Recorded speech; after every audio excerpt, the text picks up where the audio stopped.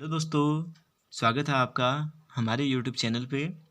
तो दोस्तों, आज की इस वीडियो में हम मैथ्स के दो और अति महत्वपूर्ण प्रश्नों को सॉल्व करने वाले हैं जो कि अलग अलग कॉम्पिटिटिव एग्जाम में पूछे गए हैं। तो चलिए दोस्तों, वीडियो को शुरू करते हैं।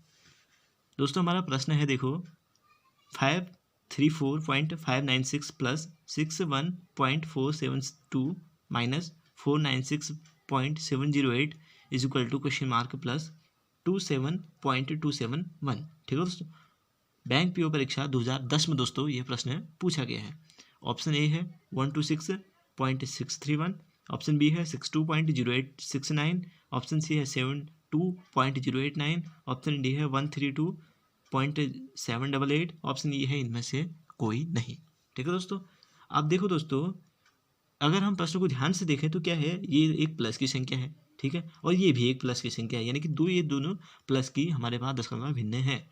उसके बाद ये क्या है, ये माइनस का है, यानी कि और बीच में क्या है, बीच में है बराबर का सिंबल। ठीक है, जो हमारे पास इक्वल का जो सिंबल है मैथ्स में, वो बीच में यूज किया गया है। ठीक है, अब ये दोनों, इन दोनों को हमें ऐड कर देना है, इसमें से इसको माइनस कर देना है। ठीक है, इन दोनों को ऐड करके इसमें से हमें इसको माइनस कर देना है, और यहाँ पे क्वेश्चन मार्क है, प्लस क्या है 27.271। ठीक है, तो दोस्तों इसको अगर हम ध्यान से देखें तो पहले हमें जो इसका LHS कहेंगे हम इसको, ठीक है, इसको हम क्या कह सकते हैं, LHS यानी कि लेफ्ट हैंड साइड, और इसको हम RHS यानी कि राइट हैंड साइड कह सकते हैं। तो पहले लेफ्ट हैंड साइड को सॉल्व करते हैं। देखो, इन दोनों को ऐड कर देते हैं, 534.596 और इसमें क्या है 61.472, इसको हम प्लस कर देते हैं। देखो, 6 में 2 जुड़ता है तो 8 आता है, 9 में 7 जुड़ता है तो कितना आता है 16, 6 हो गया, फिर से 1 हो गया, 5 में 4 जुड़ता है 9, 1 जुड़ गया, 10 के 0, फिर से 1, 4 में 1 जुड़ता है 5, 5 में 1 जुड़ा 6। ठीक है, 6 में 3 जुड़ा 9, 5 का 5 यानी कि 596.068। ठीक है, ये इसको जोड़ के इसका जो है, इन दोनों संख्याओं का जो है, इन दोनों जो हमारे पास दशमलव भिन्न है, इनको जोड़ के इतना हमें प्राप्त हो रखा है। ठीक है, उसके बाद हमें इसको माइनस कर देते हैं इसमें से, यानी कि 596.068 जो है उसमें से माइनस कर क्या करना है हमें 496.708 को। ठीक है दोस्तों, इसको हमें माइनस कर देना है। 8 में से 8 घटता है तो 0 बचता है, 6 में से 0 घटता है तो 6 बचता है, 10 में से 0 में से 7 नहीं, यानी 10 में से 7 घटा 3 बचा, 15 में से 9 6 घटा तो 9 बचता है। ठीक है, 10% पे आ गया। 18 में से 9 घटता है तो 9 बचता है। ठीक है, कुछ नहीं, यानी कि 99.360 जो है दोस्तों, ये हमारा LHS आता है, यानी कि लेफ्ट हैंड साइड जो है इतना आ रहा है। ठीक है दोस्तों, अब RHS को अगर हम देखें तो यहाँ से क्या है दोस्तों, यहाँ पे तो हमें पता करना है ना, और ये प्लस की संख्या है। अब इसके लिए क्या करेंगे हम, ये इसको इसी साइड रखने के लिए क्या क्या करेंगे, इसको हमने इधर भेजना पड़ेगा। ठीक है, तो कितना आ रहा है यहाँ का आ रहा है हमारे पास दोस्तों 99.360 is equal to question mark plus 27.271, इतना आ रहा है दोस्तों। ठीक है दोस्तों, कहने का मतलब है हमारे पास इतना प्राप्त हो रहा है हमें।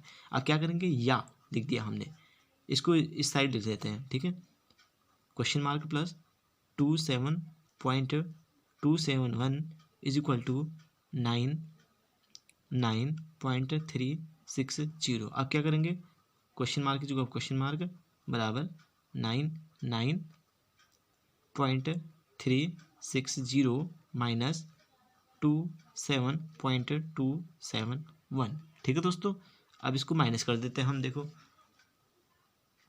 देखो 10 में से 0 में से 1 नहीं घटता है ना, तो 10 में से 1 घटा तो 9 बचा। ठीक है, उसके बाद यहाँ पे कितना है, यहाँ पे है हमारे पास, अब बच गया 5 में से, यानी कि 15 में से 7 घटा तो 8 बचता है। ठीक है, अब यहाँ पे कितना बचा, यहाँ पे बच गया हमारे पास 12। ठीक है, यानी कि 2 बच गया है। ठीक है, 12 नहीं है, यहाँ पे 2 मान लेते हैं क्योंकि यहाँ भी 2 है। ठीक है, तो यानी कि 2 में से 2 घट गया, 0 बचा। ठीक है, उसके बाद दशमलव की जगह पे ठीक दशमलव आ गया। अब 9 में से 7 गया तो 2 बचा। ठीक है, उसके बाद 9 में से 2 घटा तो 7 बचा, यानी कि 72.089 जो है दोस्तों इसका आंसर हो जाता है। ठीक है, कितना आ रहा है इसका आंसर, 72.089 जो है दोस्तों इसका आंसर आ जाता है। अगर दोस्तों हम ऑप्शंस को देखते हैं तो कौन सा आता है, 126 है, ये तो होगा नहीं, 62 है, ये भी नहीं होगा, 72 ठीक है, यानी कि 72 089 यानी कि ऑप्शन सी दोस्तों इसका राइट आंसर हो जाता है। बैंक पीओ परीक्षा 2010 में दोस्तों ये प्रश्न पूछा गया था। दोस्तों इसके बाद बढ़ते हैं हम हमारे अगले प्रश्न की ओर। तो दोस्तों ये हमारा अगला प्रश्न है 4433, ठीक है, 0.764 माइनस 2211 माइनस 0.993 माइनस 1133.667 प्लस 3377.44.442, ठीक है, is equal to question mark, ठीक है।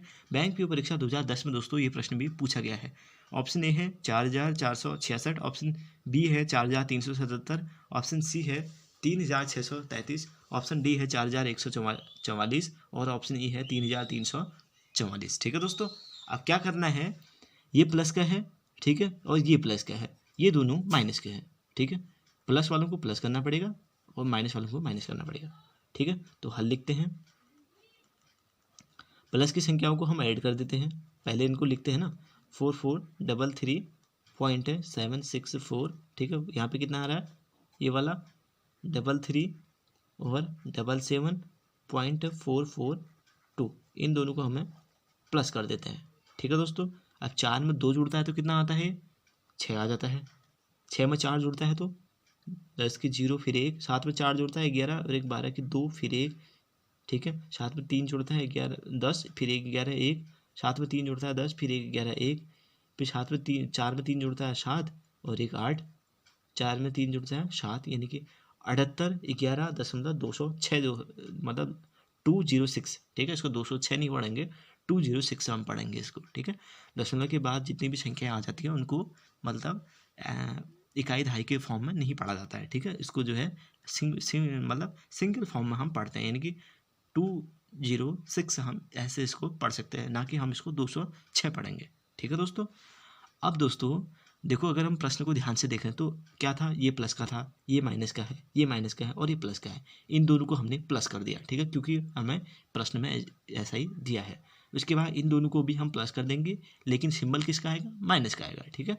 तो इसको हम लिख लेते हैं 2211.993, इसमें कितना है 1133.667, ठीक है दोस्तों। इन दोनों को हम प्लस कर देते हैं। 7 में 3 जुड़ा 10, 1 हासिल हो गया। 9 में 6 जुड़ा 15, 1 हासिल हो गया, 16 की 6, ठीक है। उसके बाद 9 6 15, फिर से 16 की 6, उसके बाद 3 में 1 जुड़ा 4 और 1 5, 3 में 1 जुड़ा फिर से 4, फिर 2 में 1 जुड़ा 3, फिर 2 में 1 जुड़ा 3, यानी कि 3 3 4 5, फिर दशमलव अपनी पोजीशन पे आ गया, 0.660 जो है दोस्तों। इन दोनों जो दशमलव भिन्न है हमारे पास, उनको ऐड करके इतना आ रखा है, और चिन्ह किसका लगेगा, सिंबल माइनस का लगेगा, ठीक है। अब दोस्तों इसमें से हमें इसको माइनस कर देना है, जितना आएगा ये वाली वैल्यू है हमारे पास, यहाँ पे जो क्वेश्चन मार्क का जो सिंबल है, ये वैल्यू हमको मिल जाएगी यहाँ से, ठीक है। तो लिख लेते हैं दोस्तों 7811.206, नीचे कितना है 3345.660। अब इसको माइनस करते हैं, देखो 6 में से 0 घटता है तो 6 बचता है, 2 में से 6 नहीं घटता है, 10 में से 6 घटता है तो 4 बचा। यहाँ पे कितना बचा 1, 1 में से 6 नहीं, यानी कि 11 में से 6 घटा तो 5, ठीक है। 10 अपनी पोजीशन पे। अब 10 में से 5 घटता है, फिर से 5, ठीक है। फिर यहाँ पे कितना बचा 10, 10 में से 4 घटता है तो 6, ठीक है। उसके बाद यहाँ पे कितना बचता है 7, 7 में से 4 घटता है तो कितना बचता 3 4, ठीक है। 7 में से 3 घटा तो 4 बचा, और यहाँ पे कितना बचा, यहाँ पे 7 ही है, 7 में से 4 घटा तो 3 घटा तो 4 बचा, यानी कि 4465, ठीक है दोस्तों। 44 कितना बचा 4465.546 जो है दोस्तों, इसका जो है सही आंसर हो जाता है, ठीक है दोस्तों। इसका राइट आंसर कितना होता है 4465.546 है, ठीक है दोस्तों। ये जो है इसका राइट आंसर हो जाता है, ठीक है। अब दोस्तों इसको, ये तो इतना इसका आंसर आ गया, ठीक है। अब ऑप्शन से अगर देखें तो कितना आ रहा है 44656, ठीक है, 4466, और हमारे यहाँ पे कितना है 4465.546, यानी कि इसके ऑलमोस्ट है वो, ठीक है, इसके जो है लगभग है, ठीक है। तो इसका आंसर क्या हो जाता है, ऑप्शन ए जो है दोस्तों इसका आंसर हो जाता है, क्योंकि इसके करीब ही है। ठीक है, इसके आसपास ही आ रहा है, तो 4466 से इसका आंसर हो जाता है दोस्तों। बैंक पीओ परीक्षा 2010 में ये प्रश्न पूछा गया था दोस्तों। ठीक है, प्रश्न को देखते हैं, उसके बाद जो जिस भी प्रकार की कंडीशंस हमको वहाँ पे मिलती है उसी को अकॉर्डिंग हम चल के जो है प्रश्न को सॉल्व कर लेते हैं और उसका आंसर हम निकाल लेते हैं दोस्तों। इस प्रकार के प्रश्न जो है कॉम्पिटेटिव एग्जाम में इसी टाइप से पूछे जाते हैं, जो कि पूछे गए हैं, आपके सामने एग्जाम्पल है। ठीक है, मैं इसको आपके सामने सॉल्व कर रहा हूँ। तो दोस्तों कैसी लगी आपकी वीडियो हमें कमेंट करके बताना, अगर अच्छी लगी हो तो वीडियो को लाइक करना, चैनल को सब्सक्राइब करना। मिलते हैं आपसे अगली वीडियो में, तब तक के लिए धन्यवाद।